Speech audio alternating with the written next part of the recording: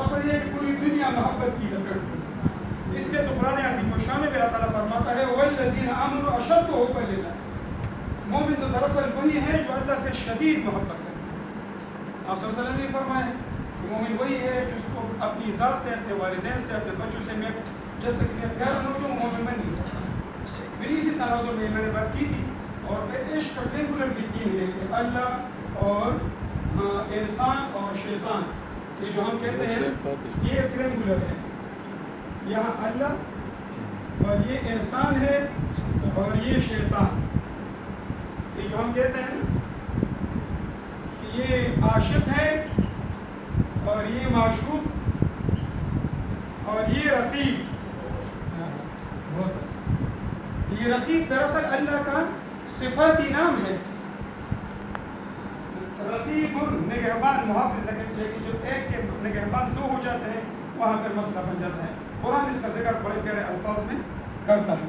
میں عرض کر رہا تھا کہ جس مذہب کا آغاز اقرا سے ہوا، اقرا بسم ربک الذی خلق، جہاں پر یہ بتایا گیا کہ علم بالقلم، قلم کے ذریعے تعلیم تھی، جہاں پر قلم کی قسم اٹھائی گئی، نون والقلم وما یسطرون، اسی قوم نے اس کو چھوڑ دیا، اسی مذہب کے پیروکاروں نے اسے چھوڑ دیا۔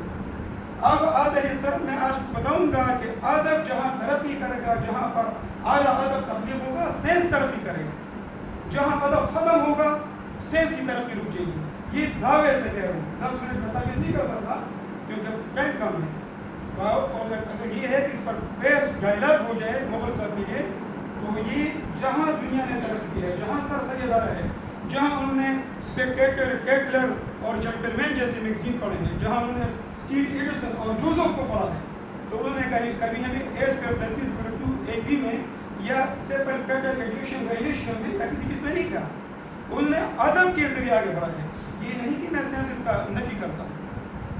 اس دن ایک ساتھی کہہ رہے تھے کہ بھائی یہ شاعری یا ہم غزل سے دوست میرے بڑے قریبی، کہ کیا ہم غزل سے ہم کوئی شاعری سے کچھ کما سکتے ہیں؟ ضروری نہیں کہ ہر چیز آپ کچھ سما سکیں۔ کیا یہ کم ہے کہ ہم اس سے ذہنی سکون کمائیں؟ کیا یہ کم ہے کہ اس سے ہم انسانیت، آدمیت بنیں؟ پہلا انسان تو اس کو بنا دینا، پھر سینسی لیں۔ تو بہرحال بات یہی ہو رہی تھی کہ ادب سے دوری نوجوان بے ادب ہو، کہ نوجوان جب ادب سے دور ہو گئے تو یہ بے ادب بن گئے۔ اب دیکھتے جائیں اس کو آگے کہ یہ ادب کیا ہے۔ ادب عربی زبان کا لفظ ہے جس کے معنی تہذیب، شائستگی اور ترتیب و تراشی۔ ادب تہذیب ہے، ادب شائستگی ہے، ادب درجہ بندی ہے، یعنی ہر چیز میں، ہر جگہ، جیسے ہماری عمریں ہیں، عمر کے حصے میں، تو یہ درجہ بندی ہے، یہ ترتیب ہے۔ اگر ایسا نہیں ہوگا تو زندگی کا نظام درہم برہم ہو جائے۔ میں جیسے آپ سے عرض کروں تو میں تفصیلات میں نہیں جاتا، اور اپنے حساب سامنے میں کبھی دیکھ لوں انشاءاللہ مطمئن ہو جائے، آواز صاحب بھی مطمئن ہو جائے۔ گپ شپ کی باتیں الگ ہوتی ہیں، لیکچر کی باتیں اور ٹیکسٹر سامنے کی باتیں الگ ہوتی ہیں، اور کئی جگہوں پر میں باقاعدہ ٹریننگ کورسز اور تربیت دیا کرتا ہوں۔ تعریف، ادب تفسیر حیات ہے، ادب تنقید حیات ہے، ادب زندگی کا عکاس ہے، ادب زندگی کی تصویر کشی کرتا ہے، ادب زندگی کی تشریح اور توضیح کرتا ہے، ادب زندگی کی تنقید، جس کو ہم کہتے تھے کریٹیکل تھنکنگ، ادب کرتا ہے۔ آپ سائنس میں آپ کارنامے کر دکھائیں، کیا کہ قدیر اللہ ان کی مغفرت فرمائے ایک البم بنائے، ہم بیان کرتے ہیں۔ اگر وہ سینہ کچھ کرتا ہے ہم بیان کرتے ہیں، عبدالرشید صاحب بایولوجی کچھ کرتے ہیں ہم بیان کرتے ہیں۔ ادب میں سب کچھ شامل ہے، پوری زندگی شامل ہے، زندگی میں کوئی چیز ادب سے باہر نہیں ہے۔ اور ادیب کیا کرتا ہے؟ اپنے جذبات اور احساسات کو متاثر کن انداز میں بیان کرتا ہے۔ متاثر کن انداز میں شرط ہے، فیلنگ ایموشن، متاثر کن انداز میں وہ بیان کرتا ہے۔ یہ تو اصناف ادب ہے، مختصراً ہمارے ادب کے تو سارے جانتے ہیں، اس کی تفصیلات میں نہیں جاتا۔ مجھے ذرا 3-4 منٹ شاعری گزاری ہوئی۔ داستان، ناول، افسانہ اور ڈرامہ، سیرت النبی صلی اللہ علیہ وسلم کہتے ہیں کیا پڑھاتے ہیں؟ ہم یہ پڑھاتے ہیں، شروع میں جب آتے ہیں ہم کہتے ہیں مجالس نبوی صلی اللہ علیہ وسلم۔ دکھ کی بات یہ ہے کہ ہمارا استاد کلاس میں جا کر الفاظ معنی سکھاتا ہے، دکھ کی بات یہ ہے وہ پیراگراف کی تشریح کراتا ہے۔ وہ جو ڈاکٹر غلام قاسم صاحب نے کہا تھا کہ جب ہم ٹیکسٹ بک سے نکل رہے ہیں، میں کہتا ہوں ایک اچھا استاد ایک اچھا ڈرائیور ہے، उसे 69 माइल की गाड़ी दो ना, 72 माइल की गाड़ी दो, मगर बेहतरीन तरीके से चलाएगा।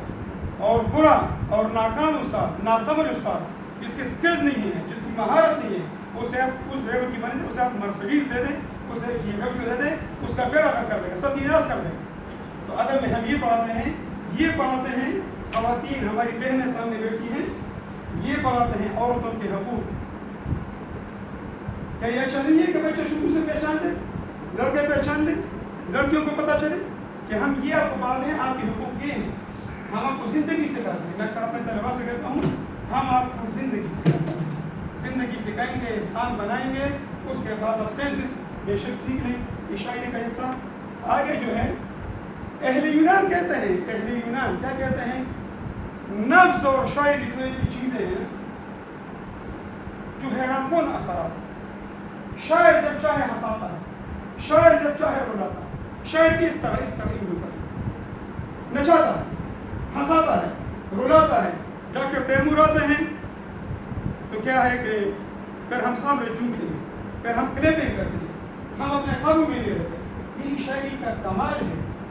नवाज हकीम नफ्स से मर्ज नफ्स करता है और शायर क्या करता है कि वो आपके मिजाज को देखते हुए शायरी के जरिए वो जो है आगे आपके हालात आपके ज़हन की वजह से शायरी की मिसाल कुरान अज़ीम शान से सामने देख लीजिए।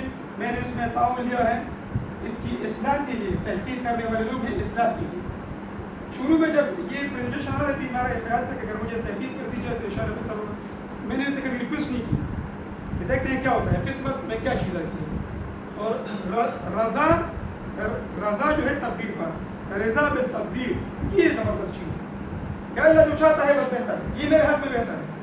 फिर मैंने कहा कि क्रिटिसिज्म करना, फिर मैंने कहा सारी जिंदगी सियासत की है, यूनिवर्सिटी में की है, लीडरशिप, चेयरमैन, प्रेसिडेंट वगैरह, मैंने कहा इस पर दे किस्मत भी ये नहीं करता।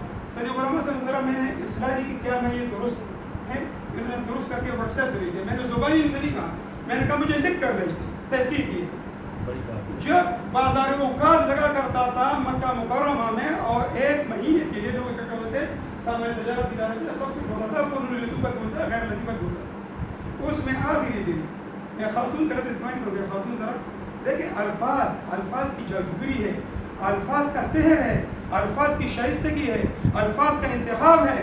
अल्फाज जैसे आप उसका इंतखाब करते हैं उस तरह वो माने बदलते रहते हैं। तो कहते हैं हसीना को बुलाते हैं, जिसे हसीना को बुलाकर कहते थे इसके को शायरी। जो शायरी अव्वल नंबर पर आती थी वो शायरी बैतुल्लाह की दीवार पर चस्पा की जाती थी, दरवाजे पर चस्पा की जाती थी। और जब ये सूरह नाज़िल हुई इन्ना आतैना कल कौसर फसल्लि लिरब्बिका वन्हर इन्न शानिअका हुवल अब्तर, आप सल्लल्लाहु अलैहि वसल्लम खातिमुन नबिय्यीन ने कहा लगा दो वहाँ पर, देखते हैं इसके मुकाबले में कौन सी शायरी है। और फिर एक अंदारात को आया और लगाया लैसा हाज़ा मिन कलामिल बशर, ये तो इंसान का कलाम हो नहीं सकता। सूरह शुअरा पूरा आया है, कहते हैं कि अच्छे शायर जन्नत में ले जाते हैं और बुरे शायर जहन्नम में ले जाते हैं। तो क्या आप कुरान का अदब देखें कि इससे बेहतरीन अदब हो सकता है?